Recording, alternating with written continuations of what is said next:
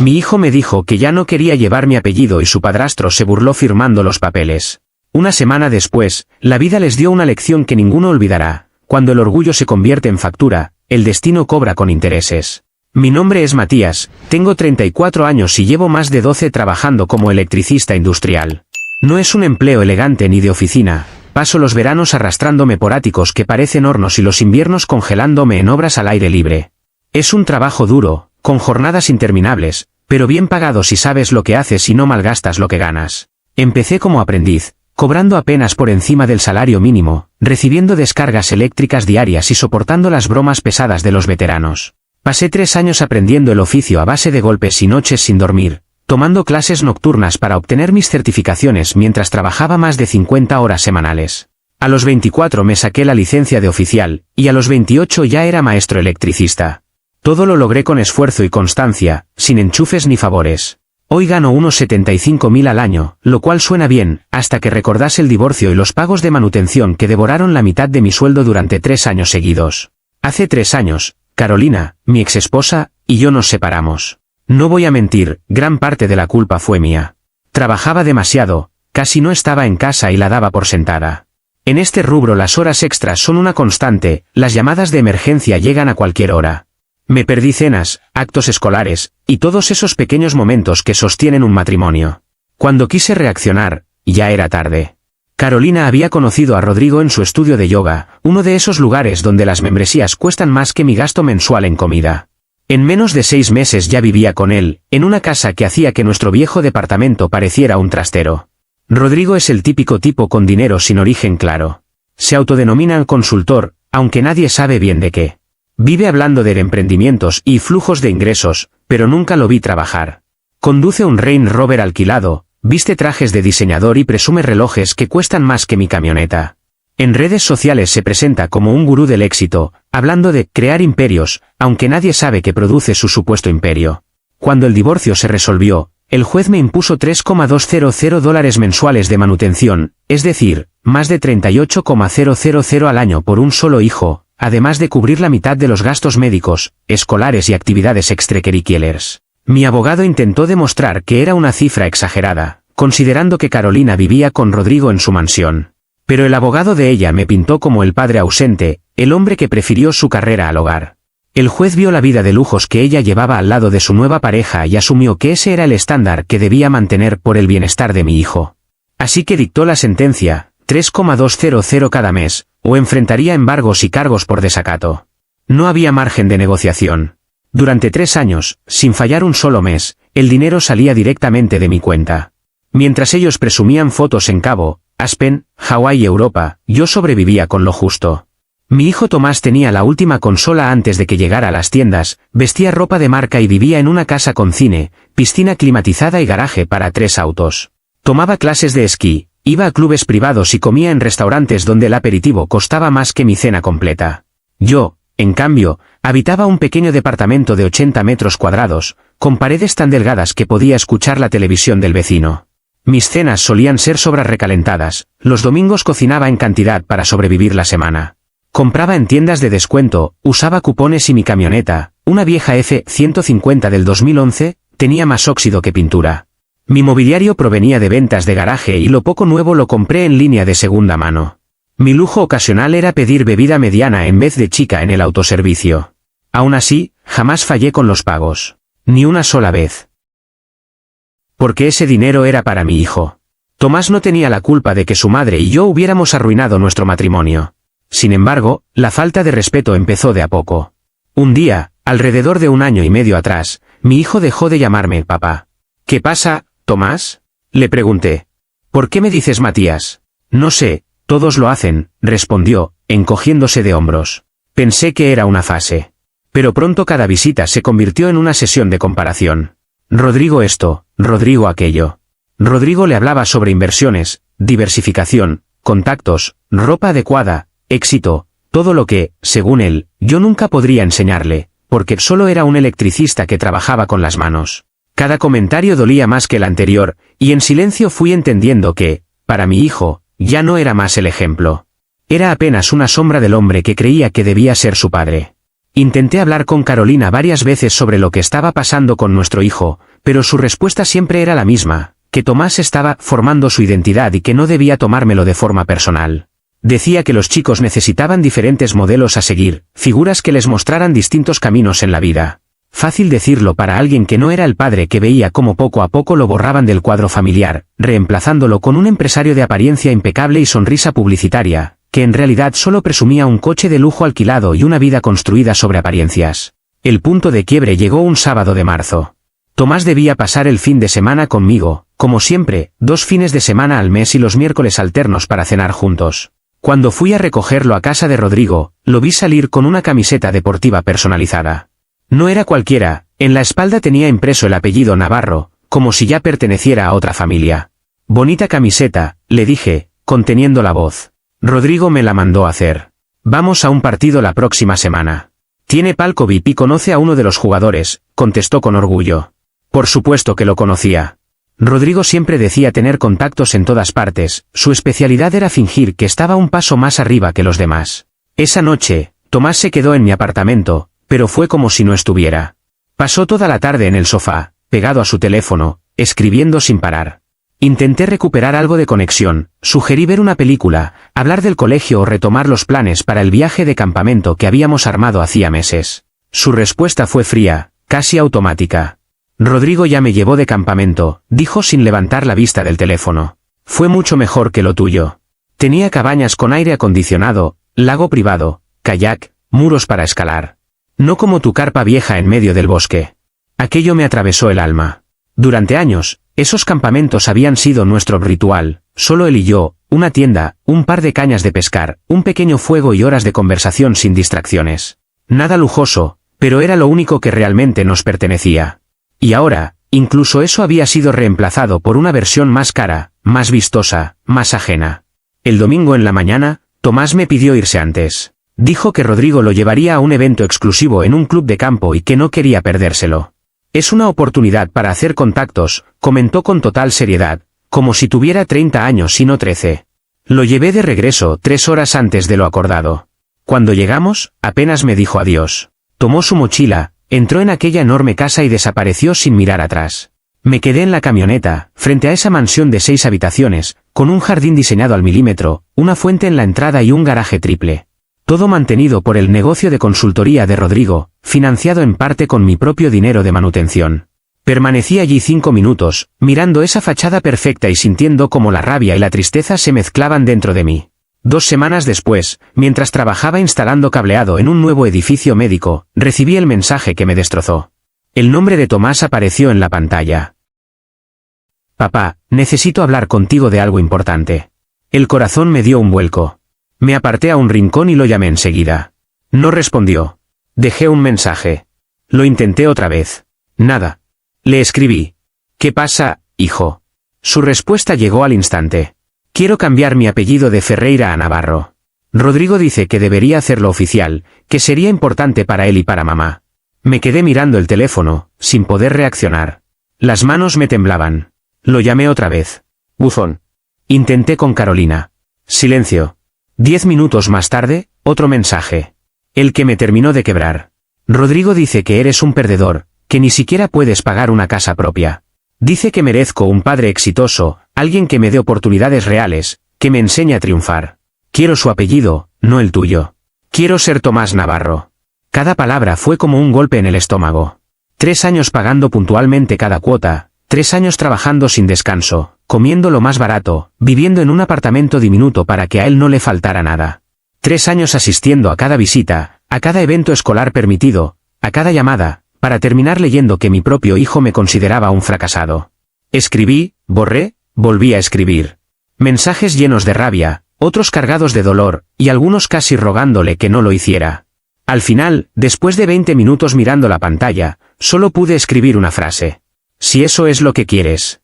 Esa noche no dormí. Me quedé acostado mirando el techo, repasando cada recuerdo, cuando lo ayudé a montar su primera bicicleta, las noches en que le leía antes de dormir, los partidos que entrené antes del divorcio. Durante mucho tiempo, todo me pareció irreal. Como si mi vida, mis recuerdos, incluso mi papel como padre, pertenecieran a otra persona. A una versión antigua de mí que había dejado de existir hacía años, sepultada entre facturas, visitas de fin de semana y silencios incómodos al otro lado del teléfono. Esa sensación me acompañó cuando desperté aquella mañana y marqué el número de mi abogado. Héctor, un hombre de voz firme y cansada, llevaba más de 25 años ejerciendo derecho familiar. Había visto de todo: padres desesperados por recuperar la custodia, madres destruidas, adolescentes manipulados para odiar a uno de los suyos. Había presenciado cada tipo de pesadilla legal imaginable. En su mundo ya no existía el asombro, solo resignación y rutina. «¿Quieren que firme para que Tomás cambie su apellido por el de Rodrigo?», le dije, apenas pude reunir fuerzas para hablar. Sentía la garganta seca, la voz quebrada de tanto pasar la noche en vela. Héctor guardó silencio unos segundos antes de responder. «Eso es una solicitud de cambio de nombre», dijo finalmente. «Puedes oponerte, pero si Tomás ya tiene más de 12 años y manifiesta su preferencia, los jueces suelen concederlo. A esa edad, los menores tienen derecho a participar en la decisión. No es agradable, pero es más común de lo que parece. ¿Y si no me opongo? ¿Si simplemente firmo sin pelear? Entonces solo firmas el consentimiento y se aprueba en menos de 2 semanas. Sin audiencia. Pero, Matías, debes saber algo importante: ese tipo de solicitud casi siempre precede una adopción por parte del padrastro. Lo he visto muchas veces». Sus palabras me golpearon con la fuerza de un martillo. «¿Qué significa eso exactamente?», pregunté, aunque en el fondo ya temía la respuesta. «Significa que si Rodrigo busca adoptarlo y tú lo autorizas, perderás todos tus derechos como padre. La relación legal desaparece por completo: custodia, visitas, autoridad, todo. Y también termina de inmediato tu obligación de pagar la pensión. Desde el momento en que el juez lo aprueba, Rodrigo se convierte en el único responsable de Tomás: manutención, salud, educación, seguros, todo lo que un padre debe asumir. Una vez firmado, no hay vuelta atrás. Estás libre de todo vínculo legal». Colgué y me quedé inmóvil. Esa frase no dejaba de repetirse en mi cabeza. Libre de todo vínculo. Libre. 2 sílabas que sonaban a alivio, pero también a vacío. $38.400 al año dejarían de salir de mi cuenta. No más débitos automáticos, no más sentir que mi esfuerzo financiaba las vacaciones perfectas de una familia que me había desplazado. Pero a cambio, no volvería a escuchar su voz llamándome papá. No volvería a verlo trotar hacia mí en el parque. No habría más llamadas, ni cumpleaños compartidos, ni abrazos. Querían borrarme, reemplazarme por alguien mejor. Pues bien, tendrían lo que pidieron. Ni más, ni menos. Y cuando entendieran el peso de lo que implica ser padre, descubrirían que ese rol no se compra, se carga. 3 días después, el teléfono sonó. Era Carolina. Dejé que timbrara varias veces. Tenía esa intuición amarga de que nada bueno saldría de esa llamada. Cuando finalmente contesté, escuché la voz que conocía demasiado bien, esa dulzura ensayada que usaba cuando necesitaba algo. La misma que empleó para pedirme dinero durante el matrimonio o para que firmara como garante en su préstamo de coche. «Matías, hola», dijo con un tono casi amable. Tomás me contó sobre su conversación, sobre el cambio de apellido. Guardó silencio, esperando que yo respondiera. No lo hice. Rodrigo y yo estuvimos hablando, y creemos que lo mejor sería hacer una adopción completa. Tomás lo ve como su padre, y queremos hacerlo oficial. Sería lo más estable para él, una familia real. Me quedé callado unos segundos antes de repetir, con calma. ¿Estabilidad? ¿Así lo llaman ahora? Sí, contestó sin dudar. Matías, tú casi no estás presente. Trabajas demasiado. No puedes darle lo que nosotros sí. Él necesita un hogar estable, con 2 padres que estén ahí para él. Esa frase me hirió más de lo que esperaba. 2 padres que estén ahí para él. Como si los 13 años de desvelos, juegos, tareas escolares y abrazos fueran solo una anécdota sin valor. Como si todas esas veces que lo llevé de pesca, que le enseñé a andar en bicicleta o que lo sostuve cuando se caía no hubieran existido. Lo pensaré, respondí al fin, esforzándome por mantener la voz neutral. Necesitamos tu firma antes del viernes, insistió. El abogado de Rodrigo está preparando todo. No habrá juicios ni complicaciones, solo una firma y listo. Te dije que lo pensaré. Matías, no seas difícil, replicó con ese tono que mezclaba superioridad y falsa paciencia. Tomás lo quiere, Rodrigo también. Es lo mejor para todos. Dame hasta el viernes. Hablaré con mi abogado. Suspiró, exasperada, como si mi prudencia fuera un acto de crueldad. Está bien. Pero no tardes. Tomás está emocionado con la idea. Colgó y, sin pensarlo, marqué el número de Héctor. Quieren una adopción completa, le conté. Rodrigo quiere ser el padre legal de Tomás. Carolina intenta presionarme para que firme antes del viernes. ¿Y tú? ¿Qué quieres hacer? Quiero que redactes el consentimiento. Que no quede ni una rendija abierta. Que se especifique claramente que, una vez se apruebe la adopción, todos mis derechos y obligaciones terminan. Absolutamente todos. Héctor respiró hondo antes de hablar. Tengo que preguntarlo, Matías. ¿Estás completamente seguro? No hay arrepentimiento posible. Una vez el juez firme, Tomás dejará de ser tu hijo legalmente. No podrás revertirlo. Estoy seguro. Ellos quieren que Rodrigo sea su padre, pues que lo sea. Estoy cansado de ser la billetera mientras otro finge ser el héroe. De acuerdo. Pero entiéndelo bien, no solo renuncias a la custodia. Rompes todo vínculo legal y emocional a ojos de la ley. Si algún día Tomás cambia de parecer, no habrá forma de volver atrás. Entonces más vale que Rodrigo esté preparado para sostener lo que pidió, respondí con frialdad. El papeleo tomó 4 días. Héctor se encargó de que cada palabra estuviera blindada. Ninguna ambigüedad, ninguna posible interpretación distinta. El documento establecía que renunciaba de forma voluntaria y permanente a mis derechos como padre, y que todas las obligaciones financieras cesarían en cuanto se aprobara la adopción. Rodrigo Navarro asumiría por completo las responsabilidades legales, económicas y perentales sobre Tomás Ferreira, quien pronto se convertiría oficialmente en Tomás Navarro. Héctor preparó un informe minucioso que detallaba cada aspecto de lo que Rodrigo estaba a punto de asumir, los $38.400 anuales en manutención, los $21.000 por semestre correspondientes a la matrícula del colegio privado que yo había estado pagando junto con Carolina, además del seguro médico, gastos fuera de cobertura, cuotas deportivas, campamentos de verano, tecnología, ropa, todo desglosado con precisión. En total, las cifras ascendían a unos $80.000 por año. Quiero que comprendan bien lo que están aceptando, le dije a Héctor mientras repasábamos las páginas. No quiero que luego digan que hubo malentendidos. No lo leerán, me respondió sin dudar. Verán tu firma y creerán que estás siendo colaborativo. Su abogado apenas lo mirará, pensará que es un trámite más. Nadie imagina que alguien renuncie voluntariamente a su propio hijo. Entonces están a punto de aprender algo nuevo, contesté con calma. El abogado de Carolina revisó los documentos con tanta prisa que ni siquiera se detuvo en los detalles. Parecían más interesados en conseguir mi firma que en entender lo que firmaban. Tal vez pensaron que seguiría pagando por culpa o por necesidad de mantener algún vínculo con mi hijo.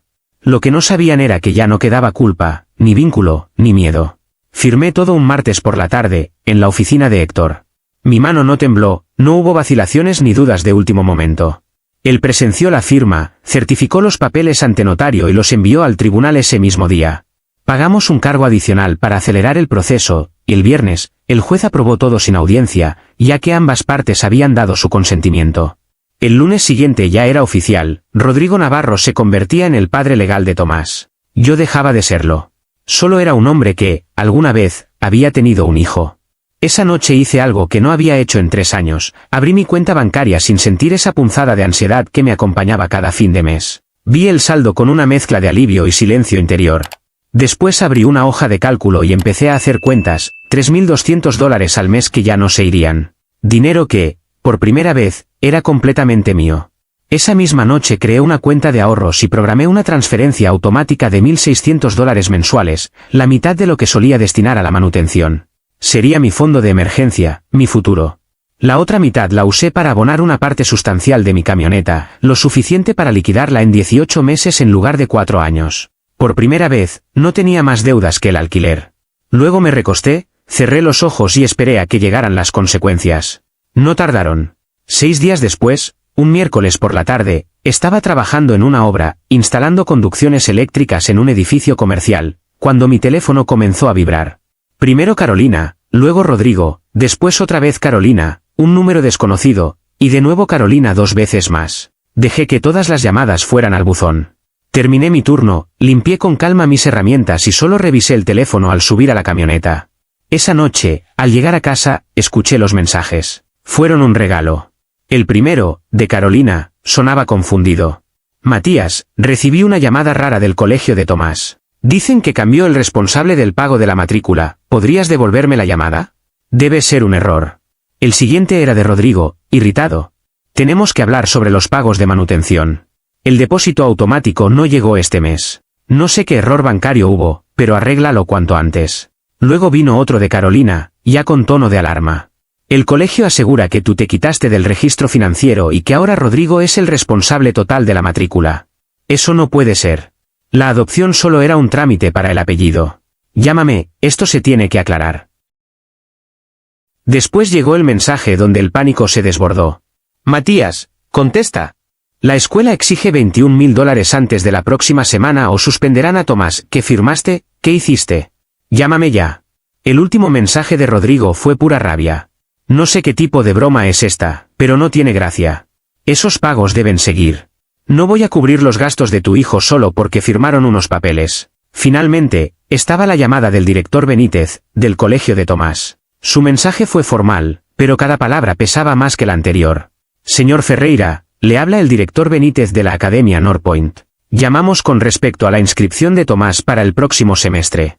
Nuestra oficina de finanzas contactó al señor y la señora Navarro tras los recientes procesos de adopción, solicitando el pago de los $21.000 correspondientes al periodo. Hubo confusión sobre quién debía asumir la responsabilidad. La señora Navarro insistió en que usted seguía siendo el responsable, mientras que el señor Navarro se mostró alterado y pidió un plan de pagos. Sin embargo, nuestro departamento legal revisó los documentos judiciales. Al ser el señor Navarro el padre legal de Tomás, todas las obligaciones financieras, incluida la matrícula, han pasado a su nombre. Es el procedimiento estándar en estos casos. El pago debe completarse antes del día 15 del próximo mes, de lo contrario, lamentablemente tendremos que suspender la inscripción del alumno. Escuché ese mensaje 3 veces. No porque no lo entendiera, sino porque cada palabra era la confirmación exacta de que había recuperado mi vida. Guardé aquel mensaje en mi teléfono. Lo escuché 3 veces seguidas, con una mezcla de incredulidad y satisfacción difícil de describir. Queríamos informarte como una cortesía, ya que has sido un fiel colaborador de la Academia durante muchos años. Siempre has cumplido puntualmente con los pagos y lo valoramos enormemente. Saludos cordiales.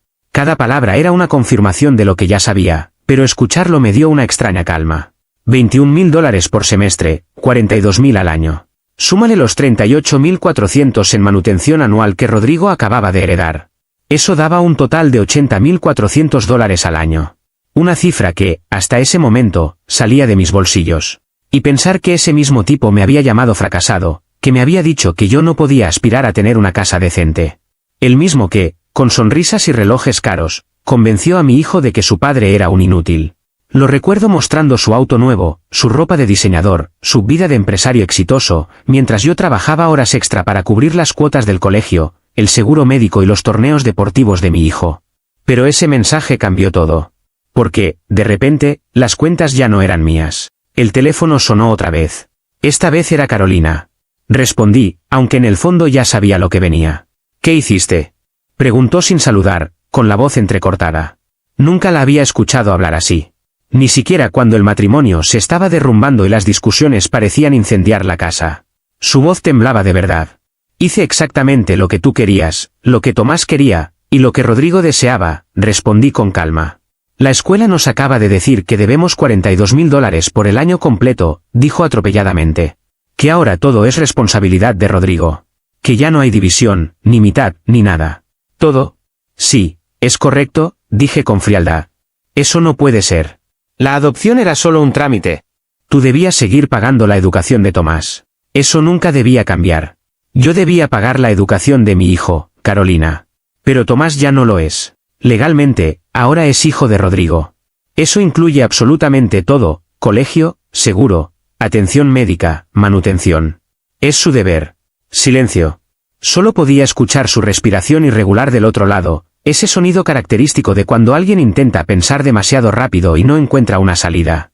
No puedes hacer esto, susurró finalmente.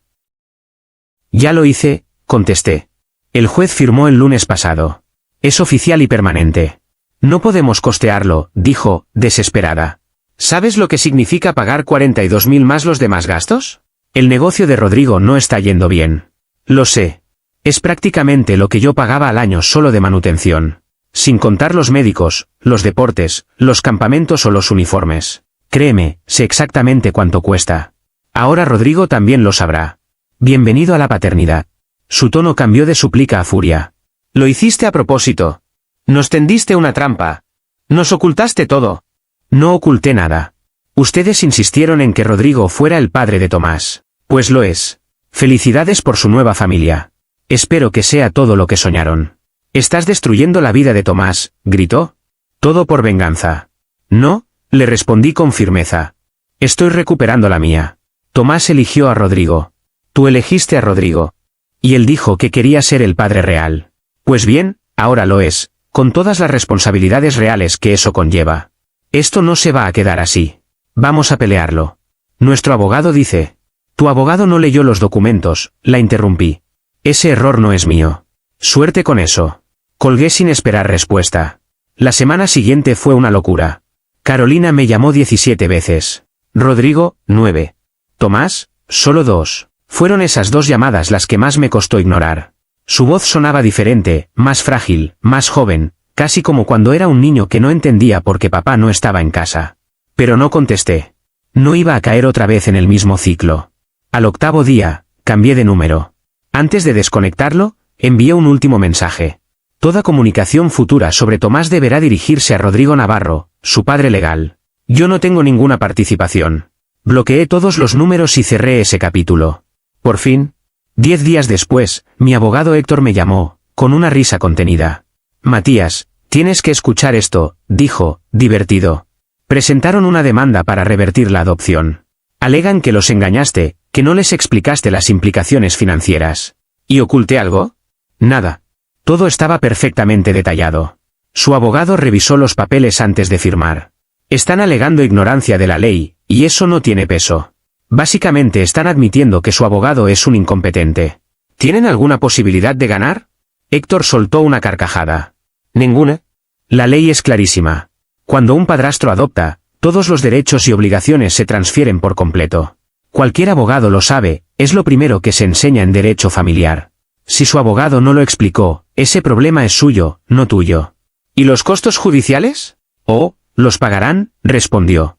Y cuando pierdan, tú podrás contrademandar por acoso y por gastos legales. Eso podría costarles otros 15 o 20 mil dólares. Perfecto. Que lo intenten. Quiero verlo hasta el final. Las 6 semanas siguientes marcaron el inicio de mi nueva vida. La primera nómina sin deducciones de manutención la usé para comprar un sofá nuevo. No de segunda mano, no de catálogo viejo. Fui a una tienda real. Me senté en 15 modelos distintos hasta encontrar uno cómodo, amplio, con ese olor a tela nueva que nunca había tenido en casa. Pagué en efectivo. El vendedor me miró como si fuera raro, pero no me importó. Ese sofá era símbolo de algo más que comodidad, era independencia. Con la segunda nómina abrí 2 cuentas de inversión. $1000 en fondos indexados, 1000 más en una cuenta de retiro. Empecé a leer sobre planificación financiera, inversiones a largo plazo, intereses compuestos. Por primera vez en años, el dinero que ganaba trabajaba para mí.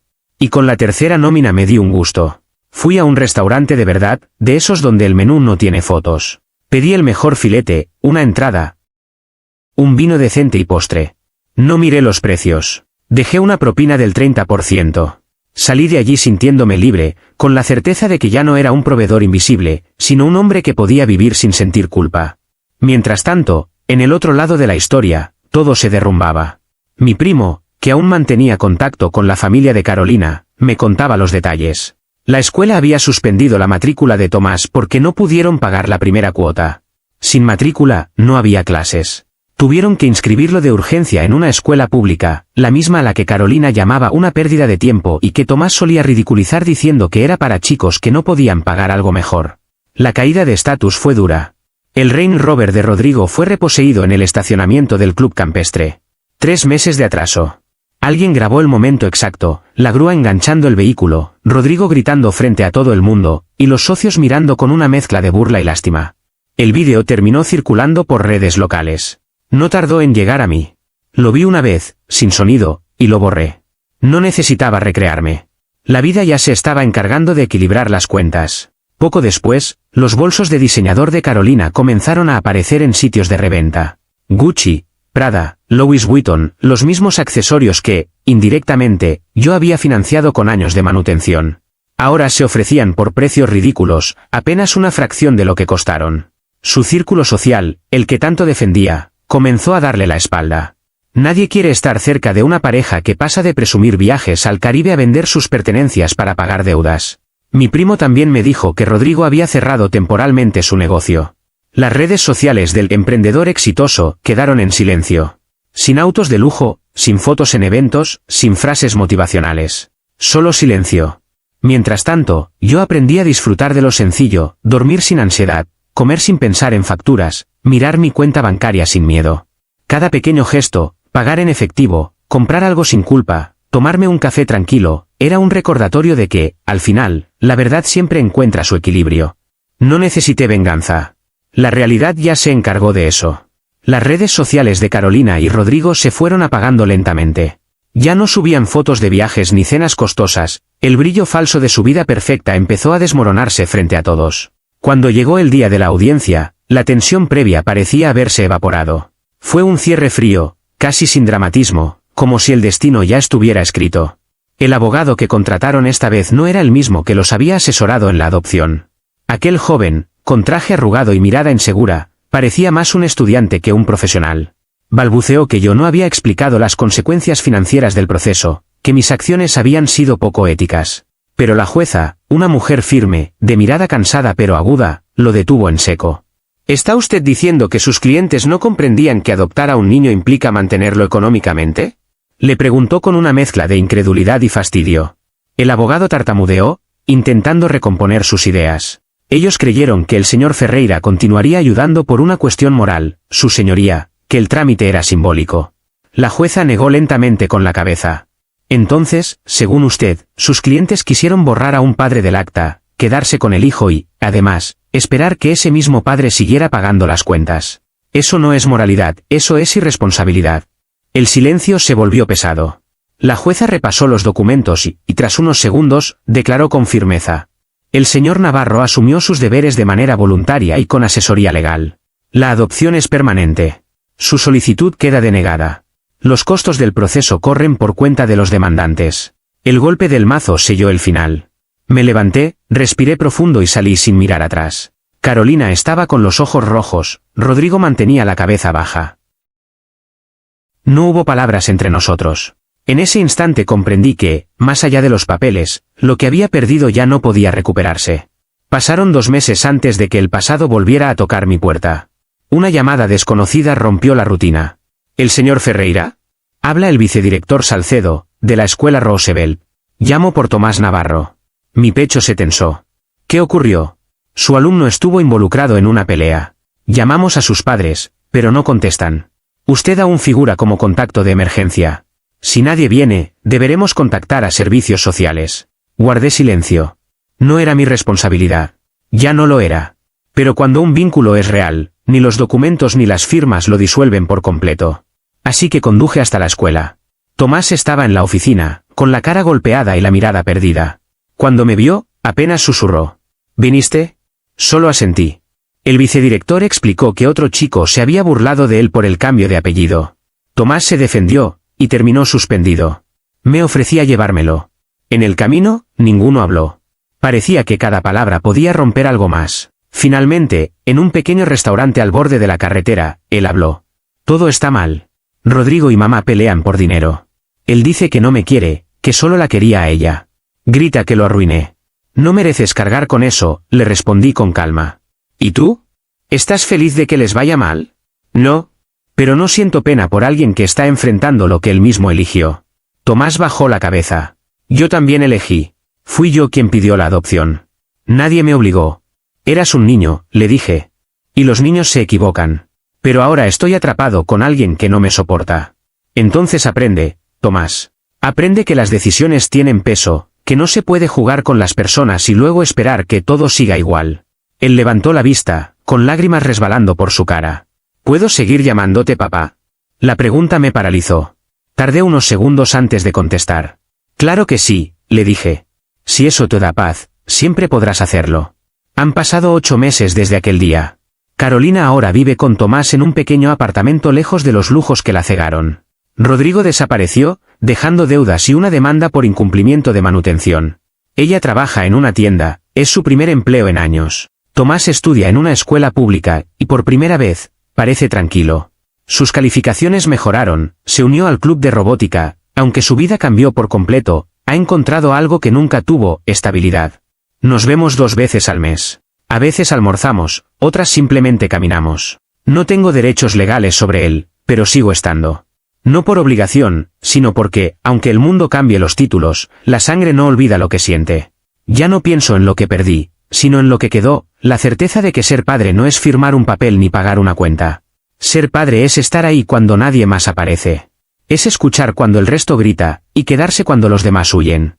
Y aunque la vida nos haya puesto en caminos distintos, sé que en el fondo él entiende quién fui. No el hombre que firmó papeles, sino el que se quedó cuando todo se derrumbó. Tal vez algún día, cuando sea mayor, mire atrás y recuerde que hubo alguien que, sin tener obligación alguna, siguió apareciendo. No por deber, sino por amor.